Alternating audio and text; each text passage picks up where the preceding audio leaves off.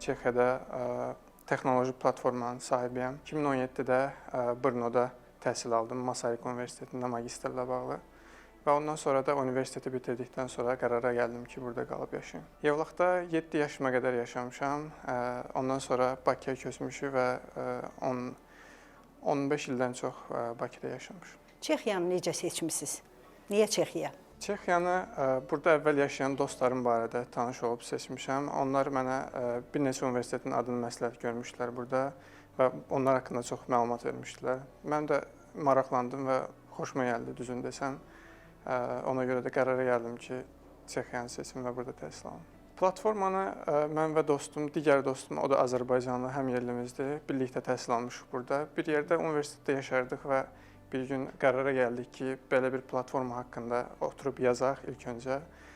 Çünki platforma özü servis provayderları insanlarla birləşdirən bir platformadır. Sizə hər hansı bir servis ehtiyacınız varsa, girib oradan asanlıqla rezervasiya edə bilirsiniz.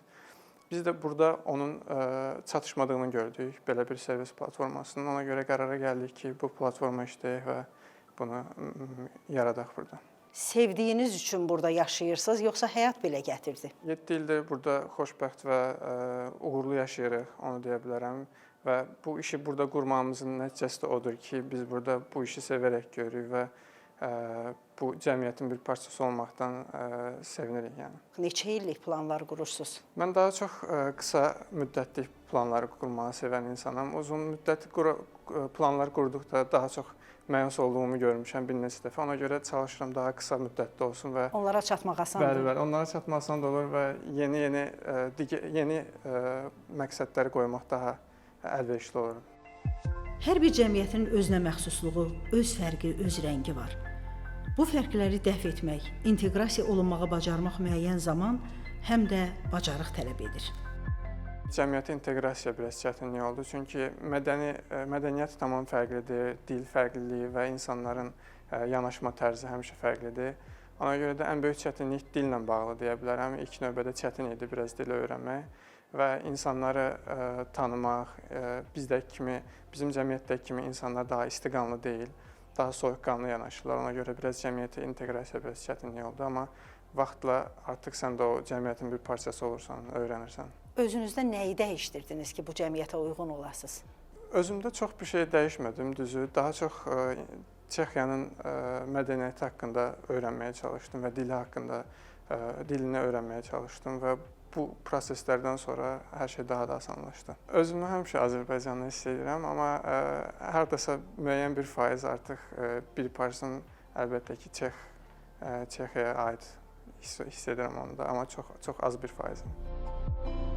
Bir gün inşallah qayıtmaq istəyərəm əlbəttə ki, amma o günün nə vaxt olacağını dəqiq deyə bilmərəm. Çünki həyat hər saniyə yeni bir şey baş verir və hər şey dəyişə bilir. Amma növbəti illərdə, gələcəkdə nə vaxtsa bəli qayıtmaq istəyərəm. Bəs Avropada yaşayıb Azərbaycan üçün nə etmək istəyərdiniz? Azərbaycan üçün hal-hazırda gördüyüm işlərlə bağlı, məsəl üçün həm korporativdə, həm bizneslə, platforma ilə bağlı olsun. Burada əldə etdiyim uğurlar, nailiyyətləri Azərbaycanda da eynisi ilə davam elətdirmək istəyirəm gələcəkdə. Çünki burada böyük bir təcrübə əldə edirəm və bu təcrübəni əgər Azərbaycanda mən tətbiq edə bilsəm, məncə ölkə üçün daha böyük töhfə verə bilər. 44 günlük müharibə başlayanda gedib döyüşmək kimi bir arzunuz oldu? Əlbəttə, mən də o insanlardan biri olaraq istəyərdim ki, orada döyüşüm. Şəhidlərdən ən çox adını xatırladığınız kimdir? Tez-tez xatırladığınız kimdir? Şəhidlərdən mən həmişə Mübariz İbrahimovu bir qəhrəman kimi, bir nümunə kimi, hər bir Azərbaycan övladı üçün bir nümunə kimi görmüşəm, uşaqlıqdan olsun. Biz onun adını həmişə eşitmişik. Əlbəttə ki, Allah bütün şəhidlərimizə rəhmət eləsin, onlar hamısı bir igiddir, amma o ən böyük nümunələrdən biridir igidliyinə görə.